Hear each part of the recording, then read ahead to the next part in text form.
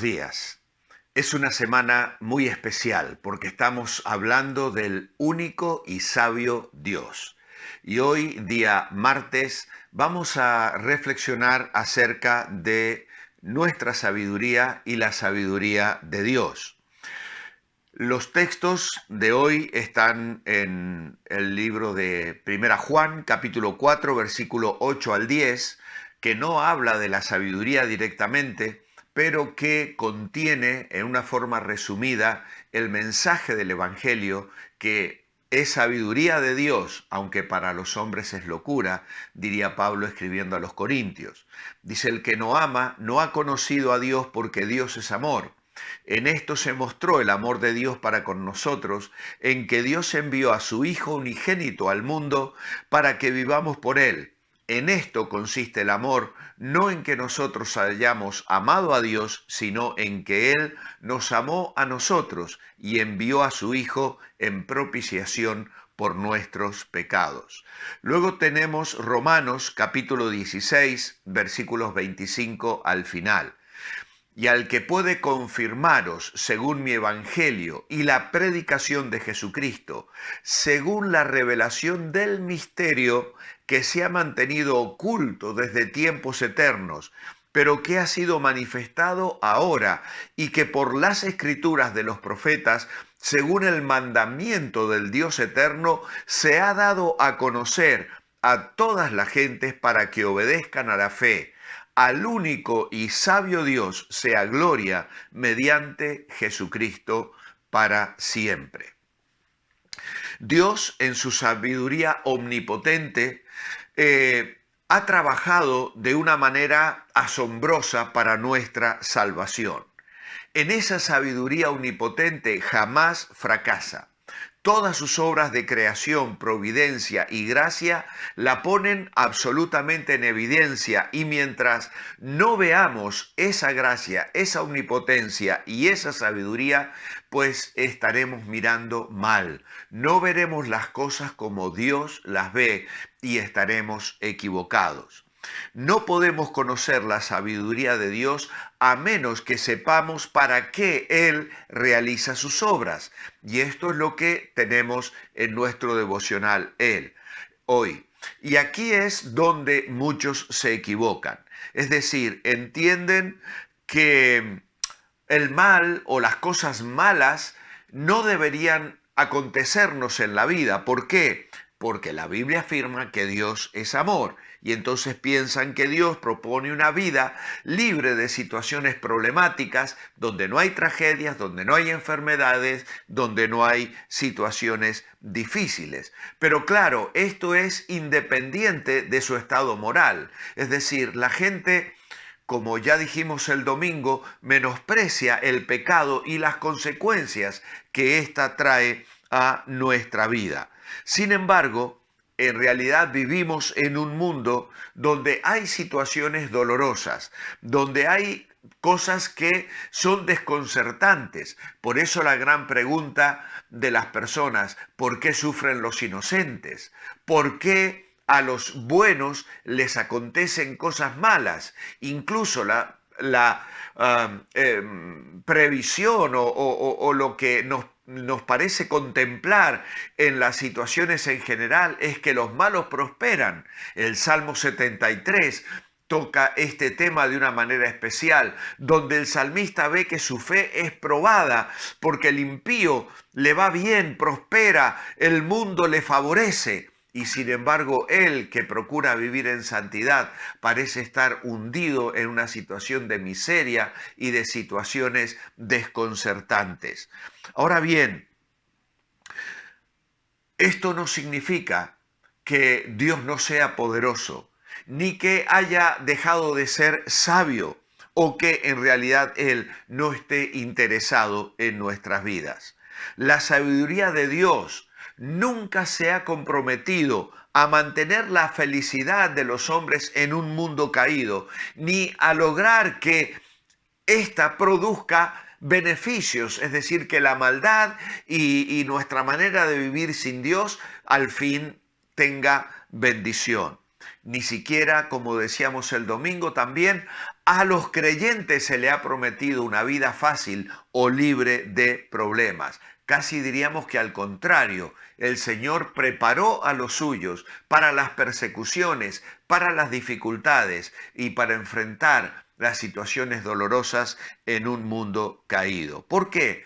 Porque Dios en su sabiduría no se ha propuesto hacer que las cosas les sean fáciles a las personas. ¿Qué es lo que busca Dios entonces? ¿Cuál es su meta? Bueno, cuando Dios hizo al hombre, Él se propuso hacer que los hombres le amasen, le honrasen, confiaran en Él, le alabaran por la complejidad maravillosamente ordenada y variada del mundo que Él creó. Un mundo que el hombre debía administrar bajo sus directrices, bajo su voluntad, disfrutando tanto del mundo como de Dios, disfrutando de las cosas creadas como también de una relación personal con Él. Así que Dios sigue trabajando para alcanzar ese objetivo, a pesar de nuestra rebeldía, a pesar de nuestro pecado, a pesar de que le volvimos las espaldas a Dios, Él sigue procurando encaminar a los hombres hacia una relación de fe, de esperanza y de amor con Él, librándolos del pecado y evidenciando en sus vidas el poder de su gracia. Me encanta describir a los creyentes como trofeos de la gracia de Dios. Cuando tú miras la vida de Abraham, de Jacob, de José, de Moisés, de David, puedes ver trofeos de la gracia de Dios. Yo miro a mi alrededor. Cada domingo en la iglesia veo personas sentadas allí, adorando, alabando al Señor. Y sé que muchos de ellos han y están experimentando situaciones difíciles en su vida. Sin embargo, veo a Dios obrar en ellos. Veo que aman a Dios, que conocen a Dios y sus vidas son un reflejo del amor de Dios, verdaderos trofeos de la gracia de Dios. Dios trabajando, Dios obrando en su sabiduría, guardándoles también de las fuerzas del mal y además utilizándoles para proclamar el Evangelio y llegar a muchas personas que todavía no han comprendido el Evangelio ni han aceptado a Cristo. Y somos nosotros y el pueblo de Dios llamados a proclamar ese Evangelio de gracia. En todo este plan, en todo este proceso, Jesucristo ocupa un lugar central. Por eso le amamos, le adoramos y buscamos conocerle y depender de Él en cada situación en nuestra vida. El domingo pasado nos detuvimos a leer el capítulo 28 del Evangelio de Job. Job declaró que la sabiduría no se podía encontrar entre los seres vivientes. Y la verdad es que para la gente que no comprende la importancia de la palabra de Dios, buscar la sabiduría aquí en la tierra se vuelve obviamente un anhelo ferviente. Hay filósofos y líderes que les ayudan a vivir y tratan en sus filosofías de dar respuestas a las cosas que los seres humanos enfrentamos aquí en la vida. Cada uno tiene una mirada diferente, cada uno propone cosas diferentes. Y esto es un poco lo que le aconteció a Job. Allí en el capítulo 28 y en todo el libro podemos ver cómo él da respuesta, dónde se encuentra la sabiduría. Claro, Job y sus amigos diferían en las ideas sobre cómo el hombre podía llegar a ser sabio. Y si miramos con un poquito de atención, y lo haremos muy rápidamente, las respuestas de los amigos, podríamos ver que Elifaz decía que la fuente de la sabiduría se encontraba al observar y experimentar la vida. Y basa el consejo que le da a Job en su respuesta de su propio conocimiento, de primera mano. Si tú miras en el capítulo 4, por ejemplo, la respuesta de Elifaz y el versículo 7, le dice, piensa ahora, ¿qué inocente se pierde? ¿Dónde se ha visto que los rectos sean destruidos? Yo he visto que quienes cultivan iniquidad y siembran injuria, eso mismo cosechan. Y luego en el capítulo 5 y versículo 3, yo he visto que el necio echaba raíces y en la misma hora maldije su morada. Y el versículo 27, nosotros lo hemos indagado y sabemos que es verdad. Y le dice a Job, escúchalo y conócelo para tu propio provecho. La actitud que Bildad tenía hacia Dios era, he observado personalmente la forma en que Dios trabaja y lo puedo explicar. También está la respuesta de Bildad. Su fuente de sabiduría estaba en lo que se hereda del pasado, el conocimiento de segunda mano. Basó el consejo que le da a Job en los proverbios y en refranes tradicionales que él citaba frecuentemente. Capítulo 8, versículo 8. Pregunta tú ahora a las generaciones pasadas y disponte a interrogar a los padres de ellas. Nosotros somos de ayer y nada sabemos, ya que nuestros días sobre la tierra son como una sombra. No te hablarán y te enseñarán con palabras que brotan de su corazón.